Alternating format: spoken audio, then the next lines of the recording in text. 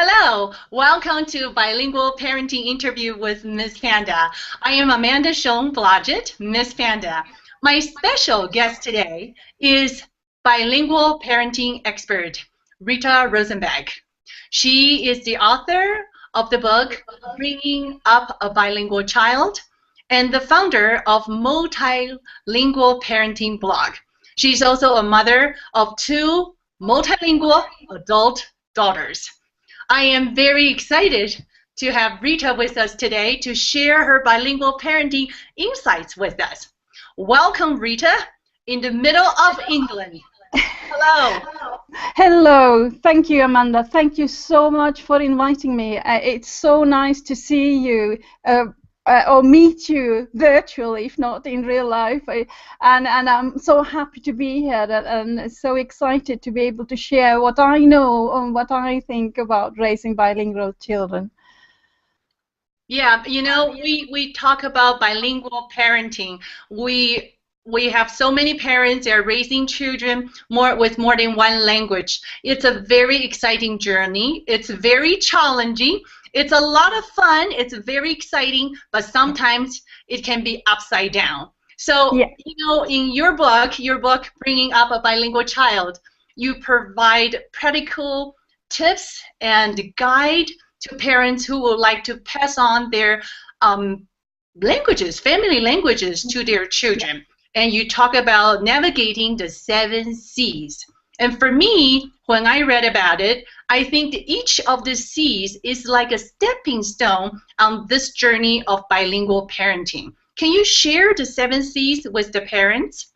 Yes, of course, and yes, they are like a stepping stone, but it's also like a vast sea that you are traveling across, and you have to kind of, you should go across them all. So the first C is communication. Everything starts and ends with a communication when it comes to language. You will have to communicate a lot, be interactive with your child. You also should communicate with your partners, any other family members, about your goal to raise a bilingual child. So it starts with communication, and you do communication, and it ends with your child communicating. So that's a real big C to start with. Yes. And then the second C is confidence.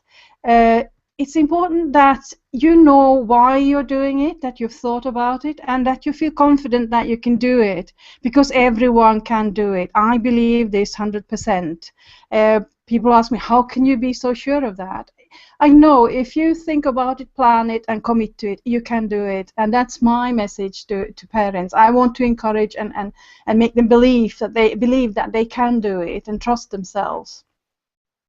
And then once they've thought about it and gained the confidence, then commit to the goal, decide this is what we're going to do. There are several different ways of doing it. There are different strategies. There is no right one or wrong one. Don't let anyone else tell you that you are doing it wrong. There are different ways, different families, different circumstances, but commit to whatever you're doing. And once you've committed, I believe in staying consistent with the language use within the family. I'm not saying I don't ever mix, because we all mix at times. But in general, stay consistent, because it's so much easier if you always stay consistent. At the point where there is a problem, if you have a routine in the family and everybody's used to that person speaking this language and the other that language, then it's so much easier to stick to it when there are other factors coming in, like when kids go to school and so on. Exactly. And it's always the minority language that is in danger of losing out. So especially for the minority language parents, sticking to it is so important. And when you are bringing up a bilingual child, you need to be creative. That's the next C. Creative. Yes. You will have to come up on ways on how to introduce a language, how to keep it going, how to make it fun, how to motivate, and yeah, you just have to quite often think out of the box, and then you may think, well, I'm not creative, I don't know how to draw. Well, everybody is creative. just do something different. If something doesn't work, then do something different. Absolutely. Somebody says, I can't draw. Well, yes, you can. You draw two circles and then ears, and all of a sudden you have a bunny rabbit. So, and then you can make a story about it, and then you let your kid continue on it. So that everybody is creative, and then culture is such an important part of a language. So that's the sixth C. Language and culture goes hand in hand. When you're passing on a language, you're also passing on a culture. You are making it continue, and it will be there. When you pass that on to your child, you do that for many generations to come. It will still be there once you're not here anymore. So it's huge when you start really thinking about it. What you achieve when you pass on the language, you are keeping the culture and the relationships and the family closeness going. It's immense. It's a big thing that you're doing. And then celebration. If everything should start and end with the celebration, I think. In our everyday lives, we should celebrate the moments when our kids do something great. Just whatever motivates your child to keep on doing it, celebrate it. And then my suggestion is, why don't celebrate, like have a big celebration like once a year or even twice a year, when you get your family together and celebrate the fact that we are bilingual, multilingual. The monolinguals won't celebrate for us. We have to do it, so we should. Absolutely. I have to say, I mean, the 7 C's are seriously, they are like the stepping stones for bilingual parenting, because I think you mentioned about communication. I think confidence is very important, not only just for the children, but also for the parents. Like you said, parents need to be confident enough to carry on this journey. And then we talk about the culture, language, they go hand in hand, absolutely. You know, and then we talk about celebration, creativity. I think creative is something we can do from very little things, like you said. You know, you draw a circle, then you have a rabbit, then you have a story. Yeah, just like I told my kids, I say, oh wow, after we're done with learning all the characters, let's throw the marshmallows. And they're like, wow, big eyes, and they become very happy to try something new. I think it's a creativity also kind of help the kids to be motivated. When the kids are motivated, the parents are motivated. Yes. So I think the 7 C's are absolutely beautiful and wonderful, and I want the parents to definitely use the 7 C's, you know, every day. And celebration, very important, absolutely. Absolutely. And then I think the other thing is, you know, you are multilingual, and your 2 daughters, and they also speak multiple languages. And yes, this process actually starts early on. And could you share your family language story with us briefly? Well, yes, I'll try to do it briefly. I was born into a bilingual family, so I'm a Finland Swede. So my father was Swedish speaking, my mom Finnish speaking. So I kind of from early on, it was 2 languages for me. Then I met my daughter's father, who came from India. His mother tongue is Punjabi. So when Minna, our eldest daughter, was born, he was still learning. He had to choose between Finnish and Swedish, because we were living in Finland. He chose Finnish because we lived in a Finnish area. I didn't at that point bring in Swedish because it would have been too complicated with him still learning Finnish, and then Minna also learning to speak. So that's why we kept it to 2 languages only. But we had spoken English up to the point when Minna was born. But then we decided that's it, no more English in the house, because we want to get the minority languages in. So yeah, it was quite hard, because I think it was about 3 months when I said everything 3 times, and he said yes and no. But yeah, he learned Finnish, and so Finnish became Minna's language. But then I wanted Minna also to learn Swedish, because I wanted her to, because of that being half of my family's language, and I wanted her to go to a Swedish-speaking school. So then yes, I had to do some trickery to get her, because she point blank refused when I tried to start speaking Swedish to her. It wasn't new. She heard me speak Swedish every day, but not with her. So she was 5 when I wanted to change. Kids don't go to school until they're 7 in Finland, so there were still 2 years to get ready, so to say. So what we did was to to get a kitten, a Swedish-speaking kitten. Oh, kitten, the famous kitten. Okay, we want to see. Yes, I think. Can you see the? Can you see? Yes. Yes. Here you go. Hi. Hi. This is a Finnish-speaking kitten. Swedish. It's Swedish. Okay. Pricken, the Swedish-speaking kitten. Yes, because yeah, she was a very, very sweet little girl, but when about language, she just threw a tantrum. She would not speak to me.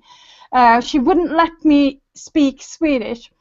But when the kitten came in, and then I explained that it was from a Swedish home, and we had already taken it away from its mother, and we couldn't be so cruel, so only to speak a language it wouldn't understand. And so she agreed. She thought it was a good idea that I would speak Swedish to the kitten, and so I did. Never has a kitten been spoken to more than this this kitten.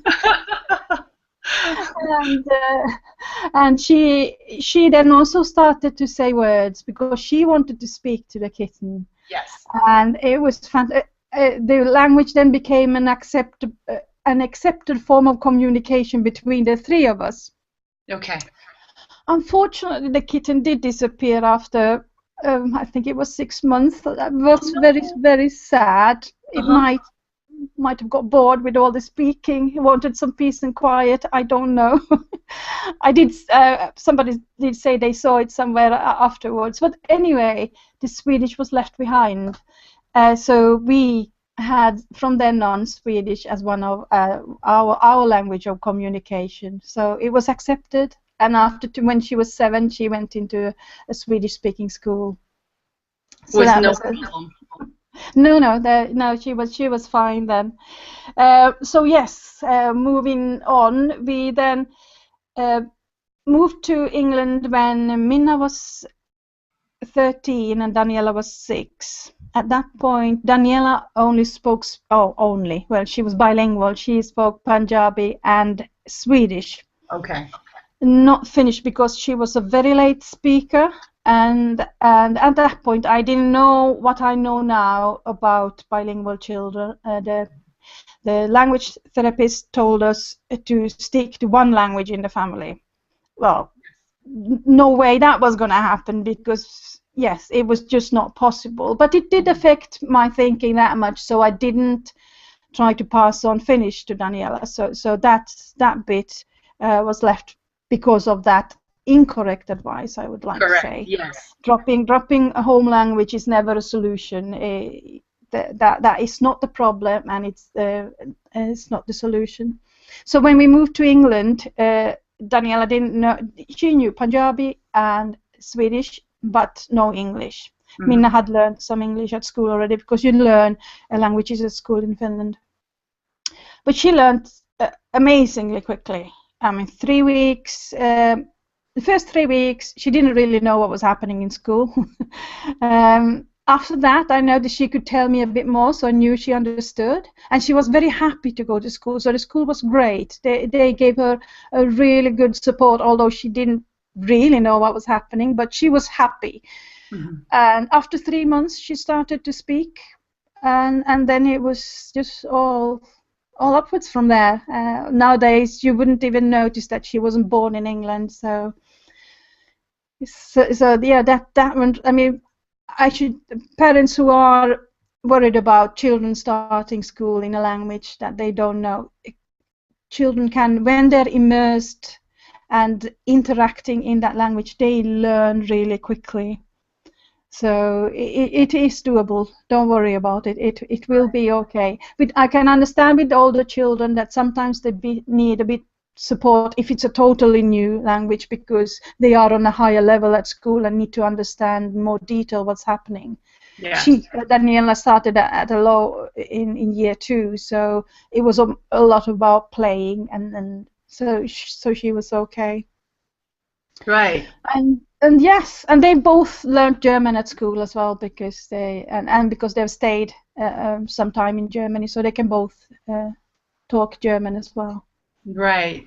And then I think the story is very fascinating, because I think it's actually very important for parents to talk to each other on this bilingual journey. They need to talk to each other to agree what they're going to do. And then, you know, that's the first thing. The second thing, as you mentioned, you know, your daughters, you were very creative. You brought in a cat and who can help with the language journey, even though after the kitten was gone, the language was still there. And then the third one, the very important thing, being happy. If the daughter was happy to learn, then this is definitely make the journey a lot easier. Yeah, making it fun is so important. So just and that can be different for different children. Just like as adults, children are different, and different things motivate different children. So and every parent knows their child best. So that's why you can't really take direct advice always. This is how I must do it with my child. Depends on your child. If your child gets motivated by a sticker chart with smiley faces, or if they are motivated by you saying, if you stick to only this language for a week, then we will do this together. If that's what motivates them, then it's just to find out what makes your child really want to do something, and then use that as a means to motivate them. Absolutely. I totally agree, because I think every child is unique. So we need to work with each child and to develop their potential and use in different ways to motivate them and have the journey, you know, smoothly. But you will always be challenging. But I think that's the fun part for parents, because when it's challenging, it's time to get creative and then to help the kids, you know, to do something different with different child, and then to find a way to help them to want to, you know, do it more. So I think, you know, so how does your multilingualism and your multilingual parenting journey influenced your writing on your book, Bringing Up a Bilingual Child? Because your book is very different from a lot of scholarly books, and also all the research we see all the time. Sometimes, you know, it's really hard to understand for parents who are not in the field. So how does it make your book so different because of your language background and your parenting journey? Well, I have two big passions, language and children, and that this topic just combines them both in the most beautiful way. I have read all the theory, and it's kind of, even it's not written in the book, it's underneath it all. Especially after I came to England, I found it fascinating how I kind of noticed that our girls had grown up learning Punjabi with exposure only from their dad. There was none whatsoever, nothing else in the community. Internet, this is how old I am. It was before the time of internet when they were born. They are now 21 and 28, my daughters. So there was really, there was the odd videotape maybe, but that was all. There was really no other support. So I kind of thought, well, how come they were able to pick it up? When I came here, I met quite a few families, bilingual families, where the children grew up to speak only English. Yes. And that was, and that's in really many cases. And then I've heard from so many adults who said, oh, I wish my mum or dad would have taught me, or the parents say, oh, well, it didn't work out. And that's what I wanted to kind of, that's my approach. So how do you do it so it works? And and then I wanted to present that in a way that is A, encouraging, and B, easy to read and easy to implement. So those were the motivating factors for me, and I've always felt I have a book in me. So that's why I chose this topic and why I wrote about it. Yeah, absolutely. I think definitely your book is very down to earth. It's very easy to understand for parents. It's a great guidance for parents who are on the bilingual parenting journey or they are going to hop on the journey. And then I think it's a great guide for the parents. And then you're also the founder for Multilingual Parenting blog, and it is one of the top 10 blogs in UK. And on your blogs, you talk about all different kind of topics. It's fascinating. You talk about bilingual babies to bilingual teenagers. Okay, so a lot of times you see only the research around the babies, and now you have the bilingual babies. You talk about bilingual teenagers. You talk about the challenges. We always need to know we like to have the positive side, but a lot of times I think parents need to know what's ahead of them, the challenges they're going to encounter, and also you talk about the myth and much more. And then in one of your posts, one of my favorite posts, and then actually it has been translating to, I believe right now it's about 17 languages. Yes. It yeah, is I have an amazing community who helped me translate. Yes. Yes, absolutely fantastic. 17 languages. This article is in 17 languages right now. I believe it's growing. Yes, I'm taking on anyone who notices that their language is not there and want to translate. So they're welcome to come. Right. So I think every parent should read this article called 12 Things Parents Raising Bilingual Children Need to Know. This is a great article. I'm just going to pick 3 I think we have time to talk about here. They're very interesting 3 elements. You talk about raising bilingual children does not happen by magic. I think that is something we would like to, talk about a little more. And you talk about parents need to have a plan, and parents need to, spend extra time and sometimes maybe a little bit of money. So these are the 3 points I thought we were just bringing it up today. Yeah. To talk to you face to face, and then can you elaborate on that? And why is that? How come raising bilingual kids does not happen by magic, and then you need a plan and you need to spend some extra time and maybe a little bit of money? Yes, you might have heard the saying, children are like sponges, that they just soak up language. Well, that's not true. In the right circumstances, it might feel like it is that they magically learn languages. I'm sure my mom and dad, they never had a plan. They probably didn't even discuss it, but because my mom didn't speak Swedish and my dad's Finnish wasn't that good, it was just something that they did, and they were very consistent. But when you look at what they did, that was their plan. It wasn't something that they said they would do, but that was their plan. So you can't, if there's enough input and there are many different ways to interact in both or all the family languages, then you can feel, well, magically they grew up to be trilingual or even more. But there is no magic. There is a system, and the system behind it, and there is a reason why it happened. Because if it were to happen by magic, it would happen in every family, and it doesn't. We've seen that. Yes. And then yes, so about to have a plan. Like again, it might work fine without a plan, but especially if you are the minority language parent and you have concerns about that there won't be enough exposure, then I definitely think it's good to think about it in advance, make what I call a family language plan. So you see how much exposure the child will get to the different languages, who will speak what, where do you need help? Maybe can someone else come and jump in and also offer some more exposure, so you know what's ahead of you, so you don't sit there when they're 7 and notice, well, they're not saying anything in my language. Mm-hmm. Although I have spoken to them, but then you might think, well, how much time have I actually spent with them? How much have I interacted with them? How often did I spend more than 15 minutes speaking to them? So this is why I think the plan is needed. And yes, time. All that takes time. You will need to have time to sit down and read those stories, find the resources, find maybe play dates, others, and then find the time to go on trips. because those are the ways that you can motivate and give your children's language skills a real boost.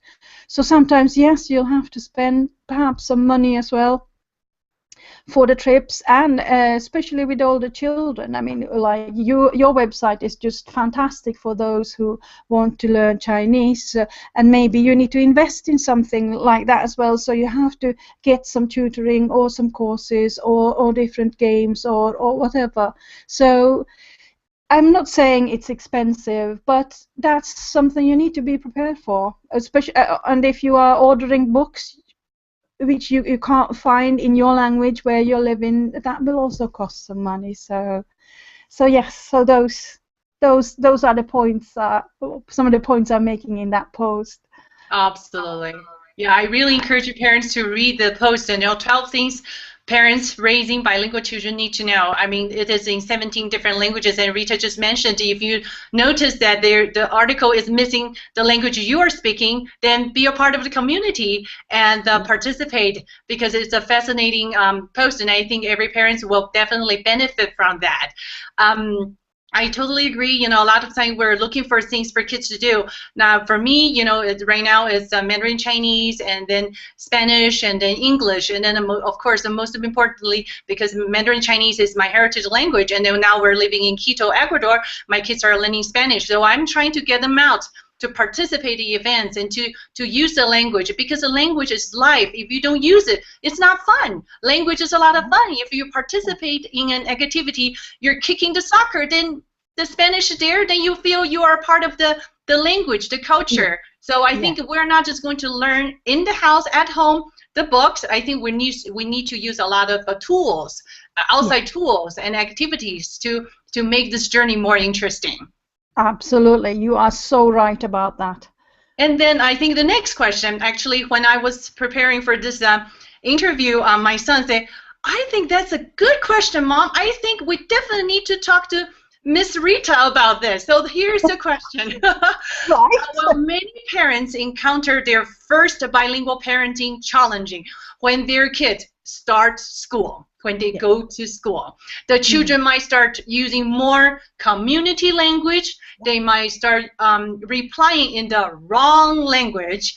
And then, you know, what can parents do at this point? And, you know, you have invested so much time to help your kids to speak 2 languages, and now they go to school, and here's the community language, and they, oh no, they're coming home speaking the community language to you, or they start to replying to you in the wrong language.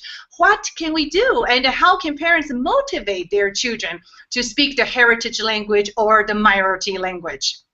Well, you have asked exactly the right question. That is probably the question that most parents ask and are worried about. And also, those I've interviewed families or spoken to families whose children didn't grow up to learn more than one language, because I think it's as important to get information from them to understand what happened. Why didn't it go ahead? And almost all of them said, well, it was all right until they went to school or to the nursery. So that is the kind of crucial phase where the minority language parent will have to stay really strong in the belief that it's going to work, and not be offended by the fact that it's like you say, they answer in the wrong language. Language can't really be wrong, but it feels wrong for you as a minority language parent.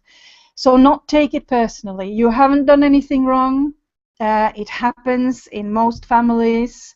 It's just children are very pragmatic. They will do whatever comes easiest to them.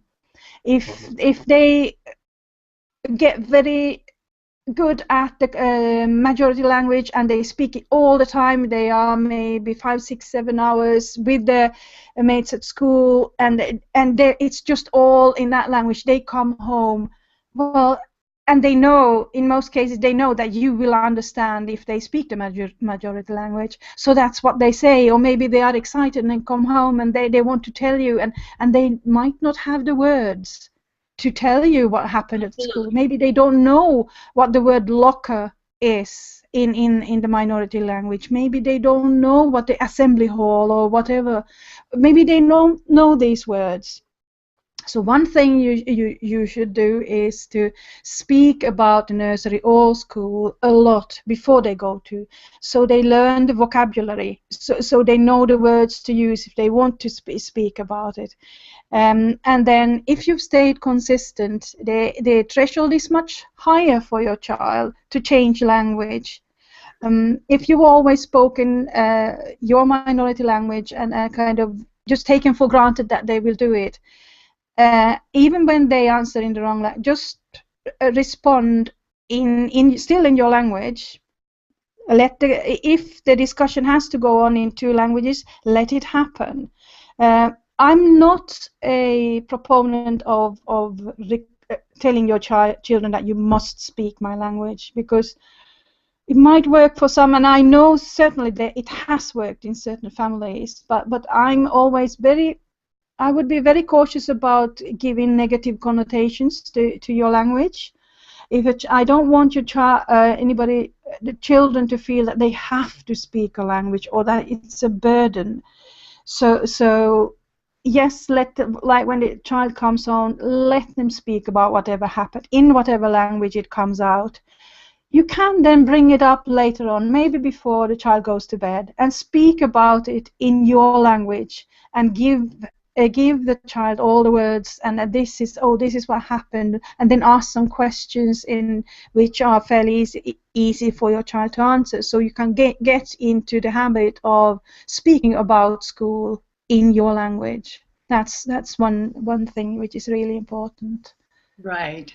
Yeah, absolutely. I think some points you brought up, I think is very important. I think parents should not panic. They need to be a little bit flexible. And then I also found out from my own experience, my son is 11 years old, my daughter is 9 years old, and I realized early on that, when he started school, because he loves science so much, he's reading everything in English, but he's not reading enough in Mandarin Chinese. So actually, as a parent, I have the responsibility to expand his vocabulary in the minority language, so he's able to communicate with me. So you parents need to be flexible, and then not to be scared, because they're coming home speaking the majority language. I think we need to know why they're doing that. Maybe because they don't have the vocabulary, so we need to help them to expand their vocabulary. And then the other thing is, I talk about that, maybe during the bedtime, before going to bed, you started using your heritage language, talking about the day, and let them kind of refresh, and also kind of review or actually build on some of the vocabulary for conversation. I think those are definitely very important points. Thank you, Rita. And then the last question I have for you is, what is the most important advice you have for parents who are raising a child with more than one language? Well, don't give up. Never give up. Stick with it and talk, communicate, interact with your child, read a lot. I know these are many pieces of advice now, and then when it's difficult, speak to other parents. You're not alone. There are thousands and thousands of other parents doing the same thing who have gone through reach out to the parents through groups or through blogs, and there will be those who will tell you, don't worry, it will work out. Just stick with it. I love it. Thank you, Rita. You are always so positive. You are always bringing us the positive energy to let every parents who are on this bilingual journey to keep going and say, yes, we can do this. It was lovely. Rita is the bilingual parenting expert. She's the author for the book, Bringing Up a Bilingual Child. Also, please visit her blog, multilingualparenting.com. You will find absolutely a whole collection of wonderful resources for you to discover and explore to help you on your day-to-day bilingual parenting journey. Thank you very much, Rita, for joining us today. Thank you. It was a pleasure. All the best to you, your lovely family, and all your listeners as well. Thank you so much. Thank you for watching this episode of Bilingual Parenting Interview with Miss Panda. I'm going to use what Rita always says at the end of her post. May the peace and power be with you. And for me, Miss Panda, I always say, let's always keep learning fun. And thank you for watching, and I'll see you next time. Thank you very much. 再见，我们下次见。